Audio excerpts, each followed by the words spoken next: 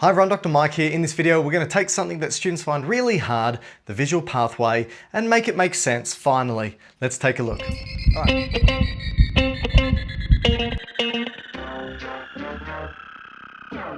All right, so to begin, let's orientate ourselves by drawing some important things up. We're going to draw up two fields of view. And our fields of view can be broken down into quadrants, right? But what we're going to do is we're going to start with looking at left and right fields of view. Then we're going to look at superior and inferior fields of view. And then we're going to put it all together to look at the four quadrants. So let's do a left field of view and a right field of view. And this is going to be for our left eye and our right eye. So there's our eyes. And the eyes are connected to the optic nerve. So there's the optic nerve. Now this is a bird's eye view, right? Looking top down. Here we've got the optic chiasm. The optic chiasm then turns into the optic tract. So now this is not the optic nerve, it's the optic tract. And the optic tract will take us to the thalamus. And there's a particular part of the thalamus that we need to look at here. So remember, any sensory information that needs to go to the cortex for you to become aware of it, whether it's fine touch, two-point discrimination, pain, temperature, or the special senses, they have to go through the thalamus. And importantly, I'm going to write this down. This part of the thalamus is called the lateral geniculate nucleus. So I think it's probably worth writing down. The lateral geniculate nucleus. This is going to sort out the visual signals, and then it's going to throw it to the occipital lobe. So let's draw up the occipital lobe there. So we've got our visual fields, our eyes, the retina at the back of the eyes, the optic nerve, the optic chiasm, the optic tracts, the lateral geniculate nucleus, part of the thalamus, and the occipital lobe. Let's now take a look at how we can detect this vision. So like I said, first we're going to start with left versus right vision. So let's just say our left versus right field of view vision. Let's say our left field of view is the color red. And our right field of view is the color blue. Now this could just be, you know, the right-hand side of an object or the left-hand side of an object, or it's just fields of view, right? It's not about colors. It's just about fields of view. Here's the amazing thing. The retina, and this has to do with the way that light refracts through the eye, the retina, the back of the eyeball, will take the image and flip it. All right? So that means this right-hand side image is going to be detected by what we can call the nasal retina. So remember, the nose is here. So you could have temporal and nasal. So that's the nasal retina for this side, but for this side, the red's going to be on the temporal retina because remember, it's crossing it over.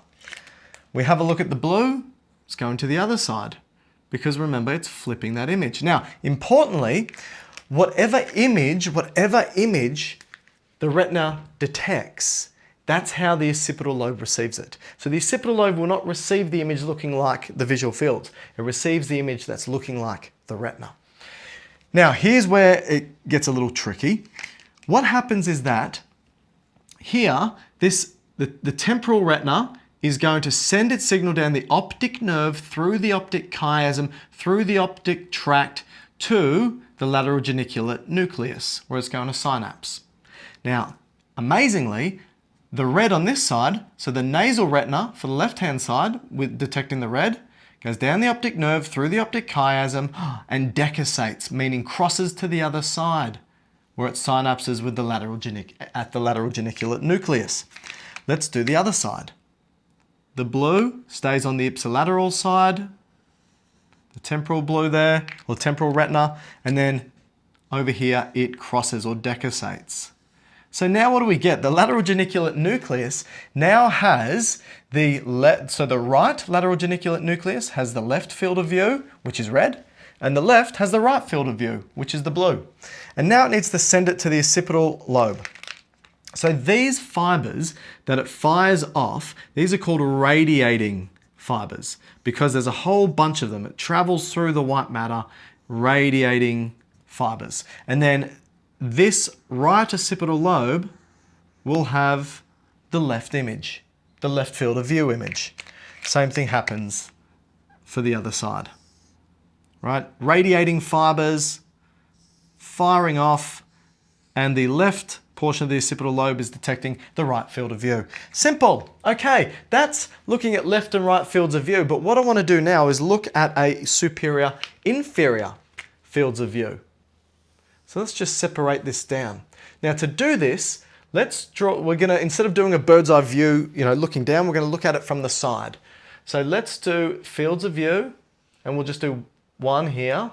We're going to look at top and bottom, and here's the eyeball, and here's the optic nerve, there's the optic chiasm, there's the optic tract, there's the lateral geniculate nucleus, and then it needs to send radiating fibers to where? To the occipital lobe, right? Now, here with the occipital lobe, there's a fissure here, right? So a separation. That's called the calcarine fissure. It's important to know because certain types of visual information will go above or below the calcarine fissure. We'll say that in a sec. All right, so instead of using red and blue, let's do orange and green.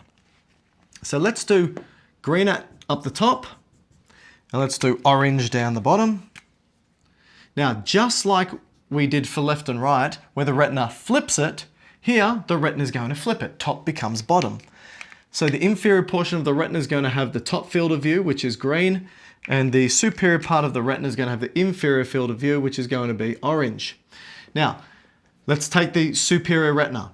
Sends it down the optic nerve, through the optic chiasm, through the optic tract, and it will synapse at the lateral geniculate nucleus. Let's write the LGN so that you remember. Lateral geniculate nucleus. And the radiating fibers. Now, here's a really important thing. Between the thalamus and the occipital lobe, you have something in the road called the lateral ventricles. So the lateral ventricles look a little bit like that.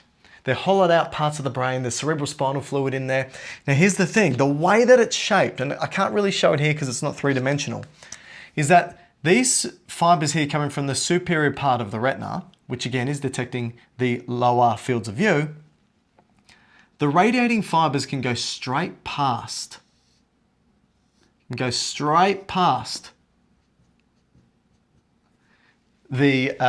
lateral ventricles and synapse in the area of the occipital lobe above the calcarine fissure. Now these fibers are called parietal fibers. These are the parietal fibers because they move through the parietal lobe. And the parietal lobe allows for them to move straight past the ventricles, the lateral ventricles. But here's an important thing. For the inferior retina, detecting the upper fields of view, goes through to the lateral geniculate nucleus, but the inferior horn of the lateral ventricles is in the road. It can't move past it, it has to move around it. So it will send these looping radiating fibers. See them looping around? Now these looping radiating fibers are called Meyer loops, right? Meyer loops. And through this looping process, they're no longer parietal fibers, they're what we now call temporal fibers. So they're moving through the temporal lobe effectively, or close to the temporal lobe. So these are temporal fibers. And this will be important very soon. So the image, as you can see, the Meyer fibers, right, or the Meyer loops, or the temporal fibers that comprise the Meyer loops, provide you with vision from the superior fields of view, and that's below the calcarine fissure, and then the opposing for the inferior fields of view. Now, we can put the whole thing together and give us the 4 fields of view. So how do we do that? All right, let's take a look. We're going to draw up like this. Field of view, quadrant, eyeball,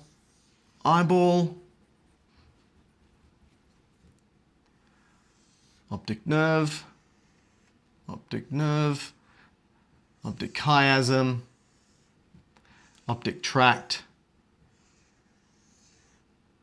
lateral geniculate nucleus, and now let's do our occipital lobe, left and right occipital lobe. Now, we're just going to do random colours. We're not going to make it necessarily match this. So let's do red up here. And let's do blue over here. And let's do green here. And let's do orange on the other side. Now you might go, okay, how are we going to show this on the retina?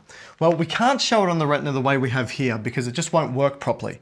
So what we're going to do is this. I'm going to show you, that's the fields of view, but what does the retina detect? So if this is the back of the retina, what does it see? You know, what is it detecting? Well, remember, the retina flips the image, not just upside down, but it inverts it the other way. So vertically and horizontally, it's all flipped, which means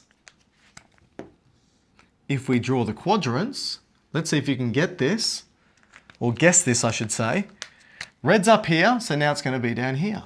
Not only is it upside down, but it's flipped horizontally. So red's here. Where will blue be? Blue will be here. Right. Where will orange be? Orange will be up here. Great. And there's only one more place for green. So this is what the retina will detect, right? So what that means is, because remember this, right?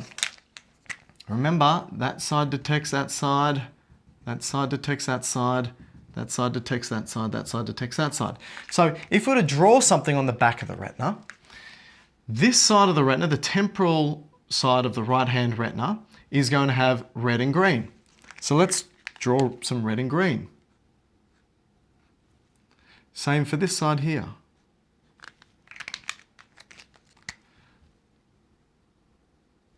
So we've got our red and green, our Christmas. Now, on the other side, we've got blue and orange, right? Blue and orange.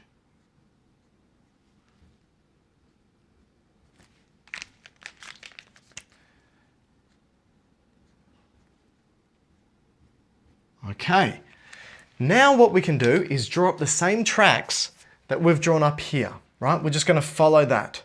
So this side's going to go down here when this side's going to cross. Let's take a look. I'm going to fast forward this one because it might take a little while to draw.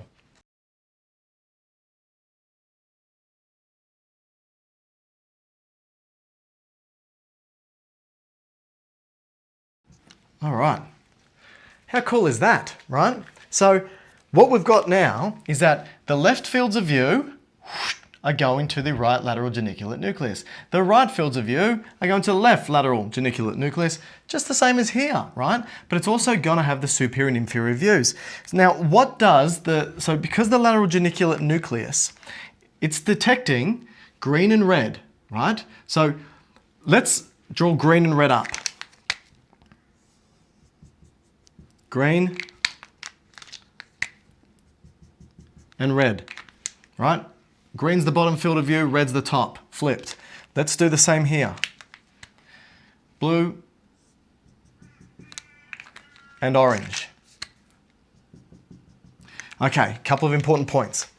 Remember this. The top field of view goes to the bottom part of the retina and has to form these Meyer loops, right, to go to the underneath the calcarine fissure. So let's do that here, right, the bottom. So that means the red one here has to form these radiating Meyer loops that go down like this to give us that color, red.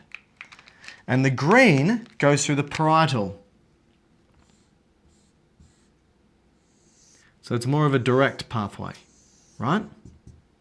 To give us that color. Because remember, firstly, green was down the bottom, but no, it's up the top here. Let's do the same over here.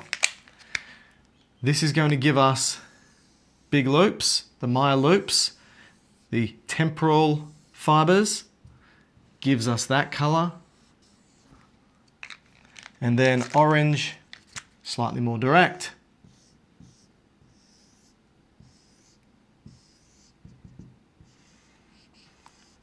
Look at that. Okay, now, this is beautiful because now we can take a look at various visual deficits. So problems that can happen. What deficits of field of view would we get? So what would we miss, right? So for example, if you had a lesion or some problem that damaged the optic nerve here, let's label it as A, right?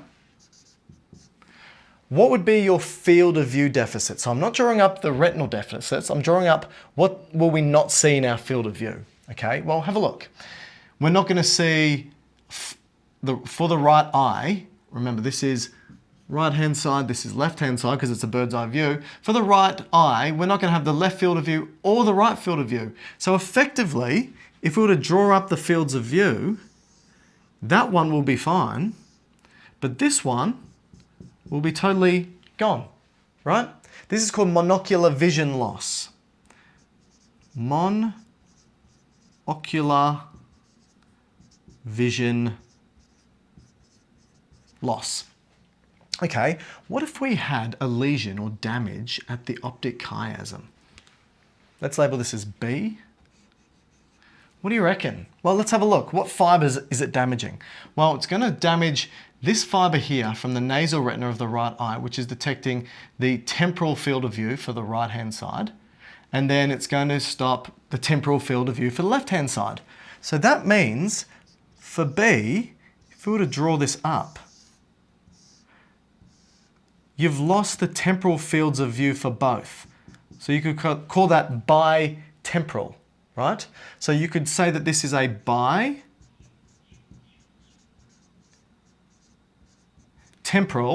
Now, not the full field of view is gone. It's only half, which we call hemi. So it's a bitemporal hemi.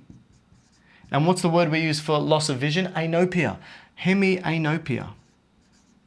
So we've got a bitemporal hemianopia if there was a lesion at the optic chiasm. What happens if we have damage to the optic tract on this side, right?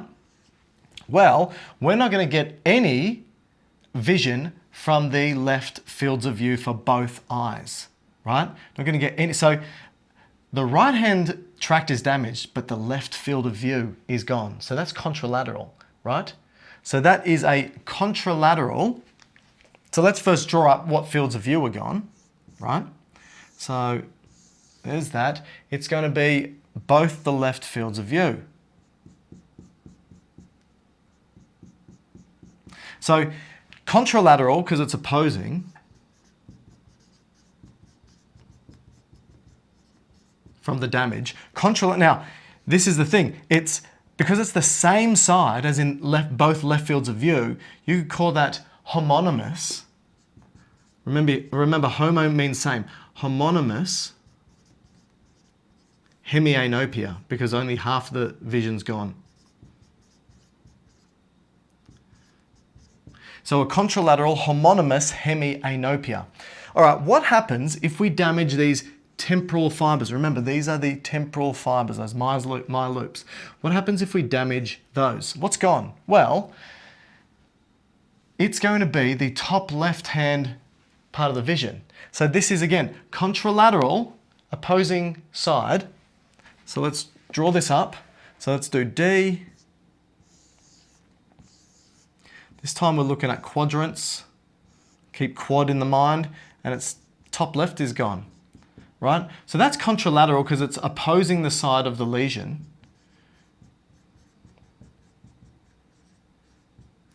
But the thing is, it's not a hemianopia, right? It's going to be a quadratopia.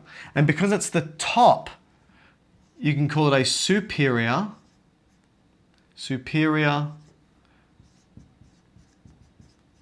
quadratopia. So it's a contralateral superior quadratopia. Let's now compare this if we damaged the parietal fibers. That's gone. So the green is all gone. So that's bottom left. It's still contralateral, but it's inferior quadratopia. So this is a contralateral.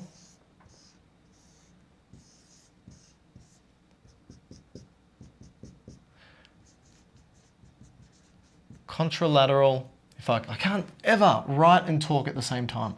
Contralateral inferior quadratopia. Look, I think we might leave it there because we've done a lot. So that is the visual pathway. I'm Dr. Mike and I hope that helped.